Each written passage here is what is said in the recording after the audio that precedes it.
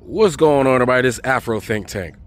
I got a real question. Like, all my normal jokes aside, has Islam really taken over Europe? Like, for real, for real? Like I know I hear it, right? Like, I see a whole bunch of new YouTube, like it's a whole new genre now of Europeans talking about how Europe has actually already been taken over by Muslims, right? And some of them are saying they're being taken over by jihadist style Muslims, right? Some are just saying the demographics are changing, right? I'm hearing they're being like helped by your politicians, like your white European politicians. What's going on? Like, you guys put in office these people who would on purpose change the demographics of your country? Well, who's benefiting from this? Is it the rich white people in suits that's benefiting from this? Do they not want to pay you guys a living wage? Is it that serious that they won't pay you guys a living wage? They have to bring in all these people, right, to work and do those jobs that they say you don't want to do, right? Even though they don't want to really pay you a living wage to do it. Okay, so in America, right, you got a kind of similar situation, but it's different here, right? Anywhere outside of Europe is different because white people, Europeans, are not from these areas. They're colonizers, right? Enslavers. So it's good that all European colonies, all the former British, French, Dutch, and all the colonies are going back to the indigenous population, or going back to the populations that were enslaved to build your colonies, right? But Europe is different because that is the homeland of Europeans, right? And most Europeans who stayed in Europe didn't have anything to do with the colonization of the world, right? You guys were just there as serfs and pretty much domestic slaves to your crown, to whatever government that was created after y'all decided to be a little more secular or whatever, right? So, but you guys are like getting all the side effects of the rich white men in suits who went around the world, enslaved millions of people for hundreds of years, genocided millions of people for hundreds of years, stole trillions of dollars of assets and resources from the world for hundreds of years to build the Europe that you enjoy and that you're used to, that you want to go back to, right? I want you to keep in mind that the Europe and comfortability that you guys have had over this slight period of time is due to this rape, murder, and pillage of the world, right? So all the people that these rich white folks took advantage of for hundreds of years, I know it's the same families. Like, y'all know their last names. It's the same families, right? Same institutions, same corporations, some by another name, right? They are now currently importing the very same people who are now disenfranchised in their countries because of the foreign policy of your politicians that you, by the way, put in office. Now you guys got to suffer that. The backdraw, the side effects, the inevitability of chickens coming home to roost. And you guys got to deal with it. All your rich white men in suits, they got bunkers and shit. They got vacation spots in different parts of the world where they can isolate themselves from this. They're good. They got all kind of money, right? But they're leaving you guys hanging. So that goes to show that the people that you entrust, they don't care about you. They don't care about you England staying white.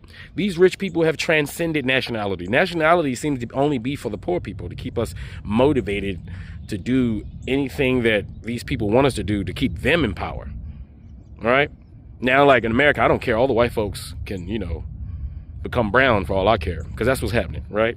Australia, they're going to be brown. South Africa, they're going to be brown. South America, they're going to be brown. North America, going to be brown. That's it, right? All the colonies are going to be overwhelmed by the people they have been taken advantage of. So all the former European colleges are going down. So the white world is dramatically shrinking, almost instantly, right? But the one place that has a legitimate gripe is Europe, which is not a continent, by the way. You guys know you're not a continent, right? You're a peninsula of Asia. You're Eurasia. That's the continent. You guys are not a continent. You don't fit the definition of a continent. All right? I understand you want to aggrandize yourselves because you look bigger than you are, but you're in fact a peninsula, very small peninsula of Asia. Okay, and you guys are probably just Asians with round eyes. Okay, but you know, that's besides the point. What are you guys gonna do? You can't afford to go to war. Like, that's another thing. You can't fight. You don't have enough men to fight. You don't have enough young men to fight a war, because that would just speed up the inevitable, right? How, if you were to create policies to get all these people out of your countries, how would your countries function? They would instantly crumble. So it's like you guys are stuck between a rock and a hard place, right? It's like, let all these people in so that our countries continue to run, so that our government can still collect taxes, so business can run, so, you know, services are being, you know, done, you know, products are being made, you know, or get rid of all of them and just wither and die because you can't function as a country. You guys have a terrible choice. You can't abandon Europe, right? As soon as you do that, they're just going to take the rest of it, and then you'll be left to just the colonies that are still clinging on to life. But that's just temporary, you know? So what are you guys going to do? Like, you can't fight a battle of attrition because there's not enough of you. Bad enough, y'all got that Ukraine, right, Russia thing going on, killing, like, those are your two most populous countries in Europe, and they're committing mutual genocide right now because two old rich white dudes, you know, want to go back to the glory. Like, imagine they're fighting for glory, for past days gone, right? Egos and things like that. Like, the reason why these wars and people are fighting is this stupid, most superficial things. It's not even necessary, right? As human beings, we should be way more advanced than that in our thinking and our moves, but we're not, apparently, right? So my question is, are they really taking over? And how big of a problem is it going to be? Are y'all going to convert? I mean, y'all converted to Christianity. That's not y'all traditional spiritual religions. Y'all just converted to that. Y'all know that, right? Are you going to convert to Islam? You know, I know they think they're going to come to America, but that's not going to happen. Like, we got Muslims in America, but they're pretty chill. They're not bringing that Sharia law crap. Like, they're not bringing that. African Americans will not allow that. White Americans that we have left are not going to allow that. Latinos are not going to allow that shit. But y'all have allowed the most craziest type of Muslims in your country, saying the craziest shit, like, in your face. We gonna take over. Put the thing on your head. Who you talking to? Like, that shit ain't gonna fly in America. But somehow in Europe, they're almost making it like you can't even fight back. You say something, you're racist. That's crazy. Your own people who are disenfranchising you, your politicians and business people, are handcuffing you in your own countries. You can't even talk about it. You can't even be against it. You're marked for life. That's just insane. That's another kind of modern slavery right there. I have to say, I'm honestly have to say that. It's pretty terrible. And I don't know what you guys are going to do. But tell me what y'all, you know, think in the comment section about this. Tell me what y'all going to do. Tell me, is it that bad, or they're just blowing things out of proportion? Because you know how people blow shit out of proportion. Tell me, are people blowing shit out of proportion, you know, or what? Anyway, tell me what you think in the comment sections. Afro Think Tank, learn something, teach something. I'm out. If nothing changes in the next few years, it is a fact that Islam is going to take over Europe. Europe is far below replacement fertility, and to keep a population stable without immigration, a society needs about 2.1 children per woman. But the EU average of more than 20 countries is around 1.46 children per woman. Now, some individual countries are even lower than that, like Spain, 1.2, Italy, 1.2, Greece, 1.3, Portugal, 1.3, Germany, 1.4. When a society sits at numbers this low for decades, the younger population inevitably collapses. There simply aren't enough children to replace the adults, and the population thus shrinks, which creates economic pressure and forces governments to rely on immigration to keep the workforce alive. Muslim populations in Europe have significantly higher fertility, and according to Pew Research, Muslim families in Europe average around 2.9 children per woman, while non-Muslim Europeans average about 1.6 children per woman. And even though Muslim fertility rates are gradually decreasing as well, they're still high enough to grow faster every generation, especially when compared with a population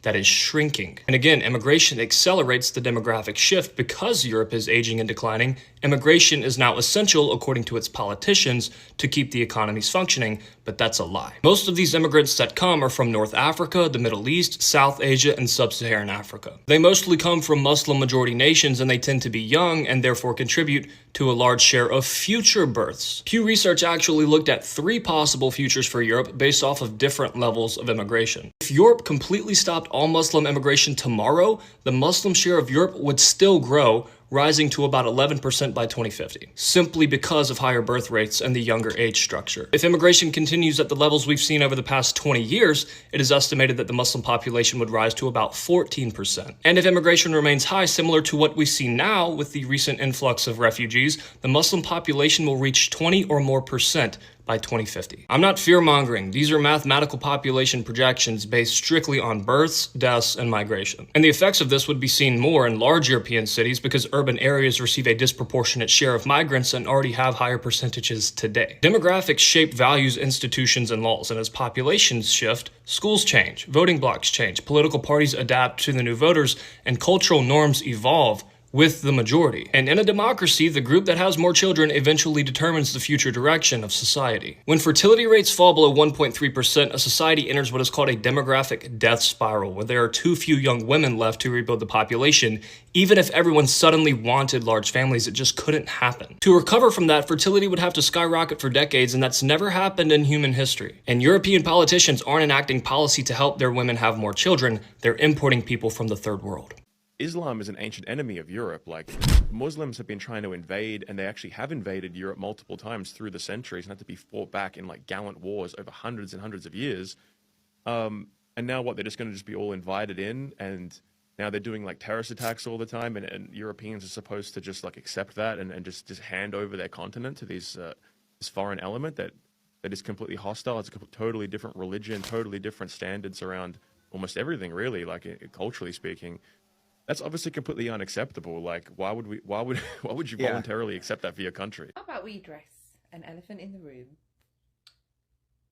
which has been spoken about on many different platforms by hundreds and thousands of people, which is this idea that Muslims are taking over. I mean, come on, people. It's a total irrational fear that you believe that Muslims are trying to take over. It's the most polarized position and conversation that I've been seeing happening amongst us. So I wanted to clarify a few things. I am always happy for people to disagree with me. That is why we have the freedom to say what we want. No doubt. As a Muslim myself, I in no way, shape or form am living in Great Britain and born here wanting to take over the way other people live their life. I'm not. People have the freedom to live how they want as long as you're not harming anyone and as long as you're doing the things that make you happy. So, as Muslims as well, it's actually a fundamental belief that in the land that you live in, you respect it. You also respect other people that live in that land with you as well. Now, human behavior is such that when we see things that are positive, that are good for you, we will naturally gravitate towards that, whether that is Islam, whether that be Christianity, whatever that religion, culture, all that value is and lifestyle. If it's a good one, if it's a positive one and it has a positive impact, people gravitate to that. That's something that humans cannot stop. So if you are thinking or seeing that there are Muslims everywhere, seriously, Muslims are a minority in Great Britain. We still are. And the truth is, if a group of people are going to grow by default, naturally, it's not by force. It's just something that is happening. So really, I implore people to stop, because part of me is laughing about this. Muslims aren't trying to take over Great Britain, and I've seen statements like, especially talking about Israel and Palestine, they're like, they're doing it, they're trying to do it to us, or they're doing it in America, it's coming to Europe. It's the most bizarre position that people have. Like, calm down. And anyway, like, what kind of time do you think that we are living in? That all of a sudden there's going to be some type of war that's going to happen with Muslims are going to take over. Like, we are a minority. Like, seriously, guys, get a grip. This conversation is like ridiculous. I find it so funny, and people discuss with each other like they're serious. So chill out, and we just need to respect each other, and that's as frank as I'm going to get. But if you want to continue having conversations like that, and then you've got fools that want to entertain and engage in stupidity, then carry on doing it. But everyone is part of Great Britain. We make up this beautiful, diverse community, and we have to respect each other. And what people decide to do from any walk of life, on the fringes, we call it out. It doesn't matter who you are, what you are. If it's wrong, it's wrong. You speak up. This is the UK, home to one of Europe's largest Muslim populations. In this video, I take you to UK's two biggest cities, London and Birmingham, to show you what the rise of Islam in Europe looks like. I speak with locals, both Muslims and non-Muslims, to get their feedback and see how they feel about the undeniable demographic, religious, and political changes in the country. But what's happening now is a takeover. This is the end. Islam, I think, is going to grow. It's going to grow and get stronger. So how can you tell us to go? We're not going nowhere. We are here to stay. Like I say, we're not here to take part. We're here to take over. As of the latest 2021 UK census, the total Muslim population was 3.9 million, which is about 6.5% of the population.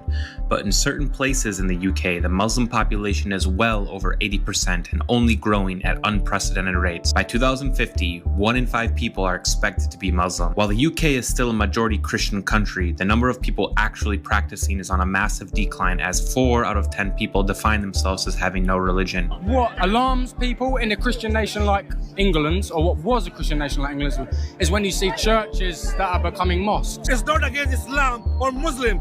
It's against who is letting them our daughters today. And what makes this rise of Islam scary is the number of documented cases of radical Islam in the UK in recent years. But on the flip side, there are many ex-Muslims who are leaving Islam. Some say that moderate Muslims act as the grass that hides the snake. The worst example of Islamist takeover of a country is unfolding before our eyes in the UK. Dozens of local councils today, elected officials, are run by outspoken Islamists who pledge loyalty to the Ummah, the Islamic nation, not to Queen and country or King and country, not to the UK, not to the flag, but to the Islamic nation, and they say it in their languages. And coming back to the beginning, we only have to listen to what they say. Muslim voter participation in elections all across the West, and I've done the number crunching, and I've looked at the different countries, and believe me, without going into details, Muslim voter participation is far higher than the average voter turnout in any country. Why? They know that turnout is key. And again, it's about ballots, not about bullets. One office after the other, the aim is to use the democratic process to take control of enough organizations and centers of power, and then to tip the scales entirely. Now, this rings familiar from history. We've seen it done before by other extremist ideologies, and I don't think that we should be fooled by today's Islamists. Many people worried about immigration are also worried about Islamification. Yeah. Can you speak on that a little bit? Have you ever been to Europe? I haven't. You would go to certain areas where you, especially like Brussels. I used to work there in the European Parliament. You go to Brussels North, you walk around, and you're like, am I in Casablanca or is this Brussels? The halal market now is bigger than actually the Christmas market. So we see that the people that have come into our continent have not assimilated over time. They have become actually the dominant culture, and now we have to adjust to them. So they want to make the EU compatible with Sharia law. And it's a problem because our government should be the ones protecting us, but instead they're selling us out. Unless we go on the streets and we march and we take back our sovereignty in a peaceful way. I really want to say that, in a very peaceful way. It's a cliche, and I don't want to repeat myself or any other people, but look, Sharia law is not compatible with Western values. We stand for freedoms, we stand for democracy. It's simply not compatible with the West. You guys want an Islamic Britain. Your book says you're to go out and spread Islam throughout the whole world, and we are to preach the gospel to the whole world. No bother there. I get it. Frankly, there's a lot of you guys here. You have a birth rate that is significantly higher than the birth rate of the indigenous people. We are well below replacement level. We are set to become a minority in our own nation within the next 2 to 3 decades. The Muslim population is growing exponentially. If you go to certain parts of the United Kingdom, they appear to be predominantly Muslim. You're living in your communities, you're praying together, you're all having lots of babies, you're looking out for one another. And so it looks like there's huge numbers of you. I wouldn't mind if the UK was Muslim, but I would want all races to be together under that umbrella. I do feel sometimes like a fish out of water here, even though there's so many of us. If I'm honest, I don't think that you will be a minority. I don't see that happening. I do think that if the Christians get their act together, the UK can flourish and they can become a great nation. The Mayor of London is a Muslim. The Mayor of Birmingham is a Muslim. The Mayor of Oxford is a Muslim. The Mayor of Luton is a Muslim. The Mayor of Blackburn is a Muslim. The Mayor of Sheffield is a Muslim. The Mayor of Brighton is a Muslim.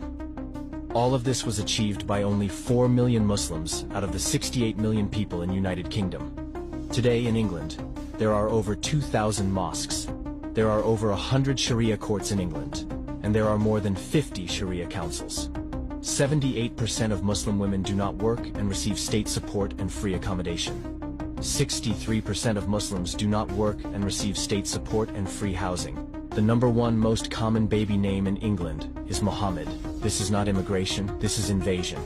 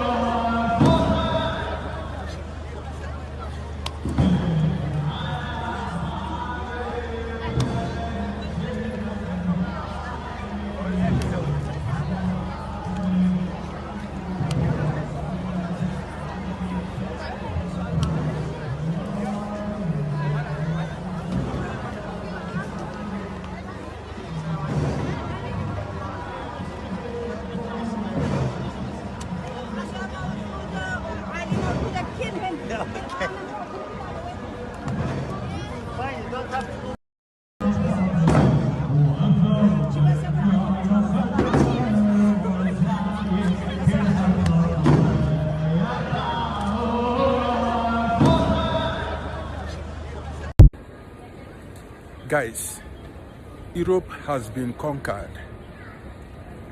Did you hear what I said? I said Europe is gone, has been conquered. Now let me tell you who conquered Europe. The Arabs. People from the Middle East have conquered Europe.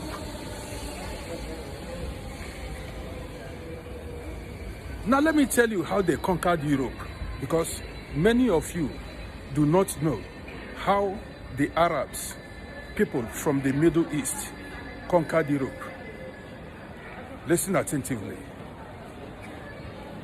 Europe is no longer what it used to be 30 years ago, 25 years ago. It has changed. Now, when you enter the train, when you board any bus, when you go on the streets, you see Arabian women. You see women from the Middle East. All of them are pushing kinderwagen, pushing babies. Not only that, as they are pushing babies, they are pregnant. You see them with swollen stomach. All of them are pregnant. Men, what is happening in Europe now is, men, I have traveled a lot, and all over Europe, these people stopped Europe to take over Europe. And how this is a systemic takeover. And how they are doing it is, they are burning babies. They are making babies every minute. Now, as they are making babies every minute, man, if you enter the trend, you see like 10 Arabian or women from Middle East women pushing kindergarten, pushing babies. Any coach you enter, any bus you enter, any street train you enter, on the street, you only see them pushing babies. You may think this is just a normal occurrence, a normal happening. It is not a normal occurrence. Now let me tell you, in the next 15 years or 10 years, these children will grow. In the next 20 years, these children will grow. Don't forget, they were all born here in Europe. Guess what's going to happen? It is not going to be business as usual for Europeans. Now me, they tell you, I'm the person telling you. Now let us reverse the situation. Let me tell you why I am making this video. If it were to be black people, people of African descent, like, black people, do you think Europeans would tolerate it? If it were to be black women making babies this way, do you think Europeans would turn blind eye to it? They wouldn't. Instead, if it were to be black people, Europeans would do everything humanly possible to stop that trend. I'm telling you the hate they have for black people. If it were to be black people that are making babies all over Europe like this, the white man I know is ready to go to war, may declare Third World War just to stop black people. I want to end this video here. My name is Rodi. See you in my next video. Okay, just before I start this video, as I like to start all of these ones with these growing concerns about this particular issue of radical Islam, I evoke the right to critique the ideology under the Abolition of Blasphemy Law of 2008, which gives me the ability under British law to critique the ideology, not individuals, but the ideology itself, due to growing concerns of safety and other incompatible actions that I think are a direct threat to how we can all break bread with each other in the United Kingdom. So I've just found out now that Giorgia Meloni's government, Brothers of Italy party, has tabled a bill targeting Islamic separatism because her party leads the coalition. It's expected to pass. So here's what this means. There's going to be a ban on the burqa and the niqab in public spaces. Fines from £260 to £2,000 for wearing in schools, shops, offices and universities. Mosque and Islamic group funding scrutiny. Criminal penalties for cultural crimes including virginity testing and forced marriage up to 10 years in prison. Regulatory oversight for religious organisations. Religious coercion, so added as a ground for prosecution. So goal is to combat radicalisation and ideologically motivated hate under the banner of national unity. Again, so let's talk a bit about the UK context here. So the trigger event here is that Manchester synagogue terror attack, 2 killed, 3 injured, as we know. Attacker reportedly told 999, "I have killed 2 Jews in the name of the Islamic State." Revelations here is that the attended a mosque linked to fundamentalist branch inspiring ISIS. The imam is accused of calling Jews treacherous at this particular mosque where this individual was radicalised. Raises questions, why isn't Britain monitoring mosques and funding more tightly? And I think these are all valid concerns. Again, let's stick to the facts here because I know this is a very sensitive topic, but at the same time, we can't ignore the facts, and here they are. So, Britain has no serious strategy to tackle Islamism. We don't. MI5 currently has 75% of their terror cases linked to Islamist extremism. That's 32,000 individuals that are constantly being monitored by MI5 at any one time. It's the largest portion of their caseload. That is a fact. Radicalisation spreading via prisons. So apparently within the prison systems now, a lot of people are being forced into converting with radicalised Islamists that are in our prisons now as well. So there's a lot of this, there's almost like this cultish behaviour going on behind prison walls, which is very interesting to hear about, which I've only just found out about recently from some spokespersons that represent, you know, the prison body in this country.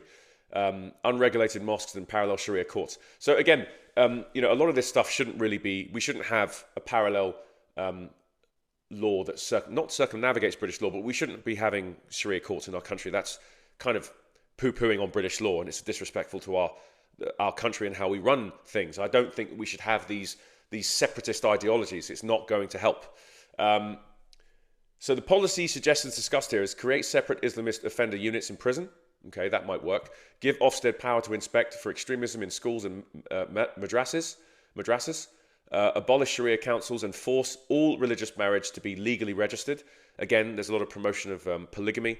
Some of these people, including the recent synagogue terror attack, that individual had more than 2 wives. So again, you know, where are all the feminists and where are all the people that are standing up for women's rights now? Where are you now? Like, you know, the same applies. The woman is a woman, right? So where are you now during these times of oppression? Where are you? Like, it's very simple, but the level of hypocrisy on this stuff is unconscionable. It's a joke. It's an absolute joke. So monitor mosque preaching and charitable finances. So again, there's a lot of reason to believe that a lot of these charitable donations that are going through are funding these extremist ideologies, and they need to be more scrutinized from a governing body, if that's Ofcom or someone else, but there needs to be a governing body looking into that to make sure that this stuff dies down. Again, these are the facts. It's 75% of MI5's caseload is Islamist extremism. So this isn't about, you know, pointing fingers or going after one particular group. If that group is committing most of these crimes, and that's the vast majority of MI5's caseload based on intelligence, then why are we circumnavigating this? Why can we not have a discussion about this and express our concerns about our own safety? You know, why? Why is this being ignored, and why is this being villainized every time it comes up? So, okay, expert guest. So Tim Deep, Christian Concern. So again, supports burqa ban, citing safety, security and women's rights. It says polygamy and unregistered Islamic marriages undermine women's legal protection. Calls for charity commission reform to strip extremist organizations of status. I agree with that.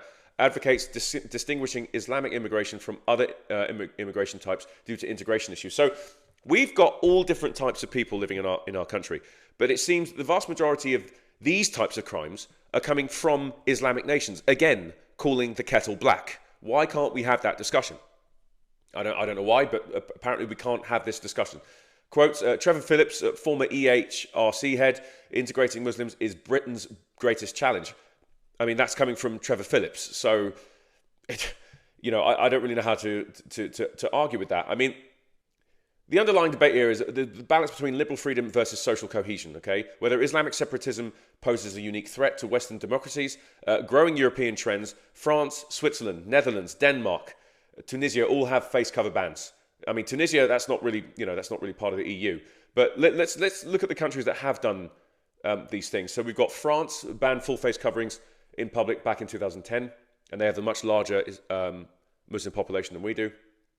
Belgium followed suit in 2011 with fines up to 7 days in jail for wearing the burqa or niqab in public. Denmark introduced a ban in 2018. Violations can cost you 1,000 kroner, roughly £115. Switzerland passed its ban via referendum in 2021. Over 51% of voters supported it. The Netherlands did the same that same year, banning face coverings in schools, hospitals and public transport. Austria, Bulgaria, and again, I don't know why I keep bringing up Tunisia, that's not part of Europe. But yeah, look, in total, more than 10 countries across Europe already restrict or ban full-face Islamic coverings in public spaces. Bearing in mind, these are some of the most liberal countries in Western Europe. So why is it considered anti-Semitic if all of these countries, some of which are more egalitarian or, dare I say, more liberal than we are have put these bans in place? Again, I feel like there's a line here with European nations and following logic and statistics more than what we do here in Britain. We're a bit more like America. We kind of go off our feelings as opposed to looking at the facts and stats. You know, we need to take a leaf out of Germany's book, despite them reluctantly pushing for remigration now, and many other countries in Western Europe, including Greece and a few other places, Italy as well. But I just think it's a matter of time before, you know, this becomes more mainstream. And I don't see, and I'm not suggesting that all people within the Islamic world are this way, but we do need to monitor this if it's the vast majority of MI5's caseload. That is a systemic issue that needs to be addressed. And again, the Labour Party will not address these issues because there's a very large percentage of their constituents that is from the Islamic world, okay? And they get a lot of support from that because they get a free pass under Labour, basically. They get to do what they want and they don't have to, they're not scrutinised. That ain't going to be the case for much longer, I can tell you that. And everyone needs to be treated fairly and the same, okay? There should not be separate laws. They should not be coming over here asking for funding and various other things for separatism, promoting this, promoting that, under Sharia law, this. No. If you come here, you do as the Romans do. When in Rome, do as the Romans do. It's very simple. It's very simple. So, yeah, again, I think that this is an issue that needs to be addressed. I think we need to be talking about this way more than we are. And I think that once we have Nigel Farage in power, which he will be based on recent polling, it's going to be a landslide at the moment. This is going to be the next big issue. And I think it's going to sweep across the country very quickly. Because once we've got some common sense policies put in place so we can actually start reversing the damage that Keir Starmer and the Conservative parties have caused over the past 14 years, this will be on the list. And I'm sure this is at the top of a very short list, this issue specifically. So yeah, let's see what happens. But you heard it first from DK. Let me know your thoughts. Thank you. Free Sudan! Boycott diamonds and gold! Free Sudan! Boycott diamonds and gold! We most definitely cannot forget about the people of Sudan! Thanks for watching Afro Think Tank. Don't forget to like, share, and subscribe. And follow me on Substack and Patreon for more content. Remember, it's Pan-Africanism or nothing.